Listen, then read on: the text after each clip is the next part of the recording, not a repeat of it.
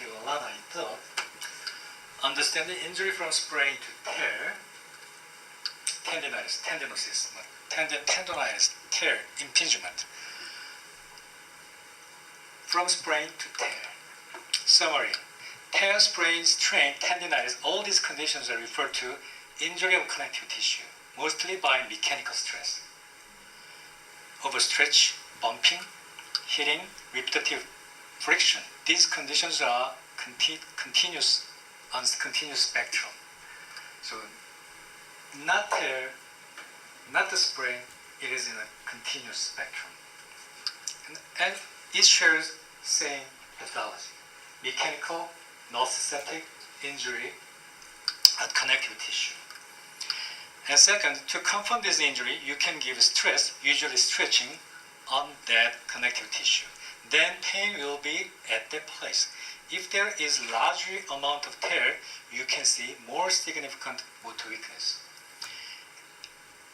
muscle tendon case, and more hypermobility in the case of ligament. So can you get it? So we did in previous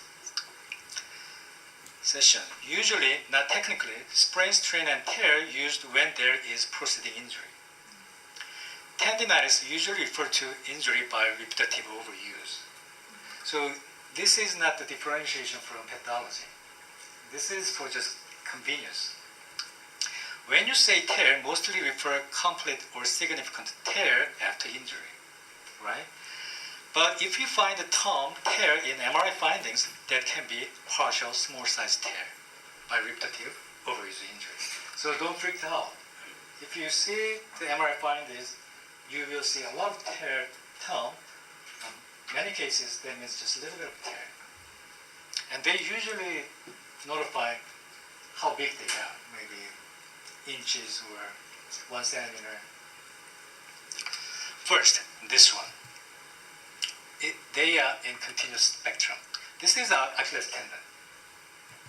So this is grade 1 and grade 3. Grade 3 is complete tear, right? So if you see this grade 1 tendinitis with a microscope, there are partial tears too. So it is in a spectrum. And it is called sprain too. It is tear. It is strain. And this is a ligament tear, so it is called sprain. So it is a spectrum too. Same thing. So when you say tear, usually referring to this. And when you say sprain, usually referring around here. But sharing same pathology. And this is a rotation cuff tear. Very small amount of tear. This can be just tendinitis if it is overused. Another shoulder case. So you can see the spectrum here. Please understand this way. So strain and sprain versus tear, suprsupinatus tendinitis can be tear. There can be tear. And Achilles tendinitis can be tear. And ligament sprain, there can be tear too. Summary, second. To confirm this injury, you stress the lesion, usually stretching, if they are tendon or ligament. If there is a tendon, you will be significant motor weakness and more hypermobility in the ligament. Weakness relating to size of tear. So bigger tear, more weakness. Ligament, hypermobility is related to size of tear. So when you do this, if there is too much hypermobility, that means more bigger tear. It's very clear, straightforward. And drop-arm test is the same. When you do drop-arm test, they just absolutely can't lower his arm. It's big, significant amount of tear. Even they can raise their arm, there can be significant tear. But they just do, oh, it hurts. It can be anything. Tear can be tendinitis. So please see this. Which is the rotator cuff tear test? Please see this. This is job test, right? Remember? It can empty can, it can be full can. Pressing down, and we are checking tendon is stretched right? This is the test. And near sign is seeing the pain at a certain angle. And drop-on test. So which is the rotation cuff tear test? 1, 2, 3. 3. Which is the impingement test?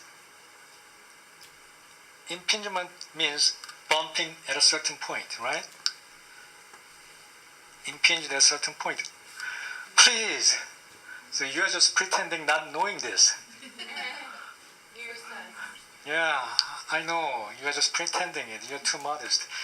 And which is the tendonitis test? Yes. But I think this kind of question is wrong. They are very misleading and confusing. I think we should change this question this way. Which is a testing tendon injury? All of them. All of them testing tendon injuries. And which is more suitable way of testing minor tendinitis on suprsupinatus? First one. My beloved student. And which is more suitable for testing larger tear on supraspinatus? Third one.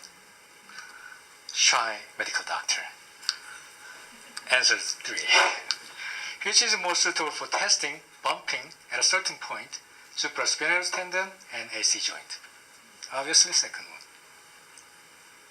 So this is the proper understanding of the tear. Then that will make you test the patient when you're suspecting supraspinatus. Can you? Okay. I'm sorry. So when you do test, this is not a black and white, positive or negative. It usually goes like this. And he told me this history, and I suspect the supraspinatus tendon. Then I try to find out. And usually I start with the nearest testing. And first I check the range of motion. And when I do the nearest test, so I'm checking the contraction of the supinatus. So I usually put my hand here and try to raise, and get 올려보세요. Then I do little resist and checking if there's a pain here. That is the positive near sign. But near sign is too sensitive test, so don't be deceived by this. Anyway, the supraspinatus is contracting properly, and the pain is right here. When he contracts the supraspinatus, and I'm resisting it, so tendon is stretched. So that will make the pain. So I suspect this. Oh, there is any kind of lesions, pathologies around here when I resist it. So I check this, and I check if the pain is limited or isolated at a certain angle. So it comes all together. So there's a pain, and if there's no pain,